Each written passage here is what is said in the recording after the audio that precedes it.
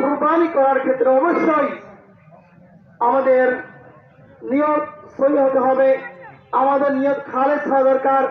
কেবলমাত্র আল্লাহ তাআলার জন্য যদি আমরা কুরবানি করি, আমাদের অর্থ যদি হালাল হয়, হালাল উপার্জন দিয়ে যদি আমরা পশু ক্রয় করে আমাদের নিয়ত যদি খাঁটি হয়, তাহলে আমাদের এই কুরবানি, আমাদের এই ত্যাগ আল্লাহ তাআলা কবুল করবেন।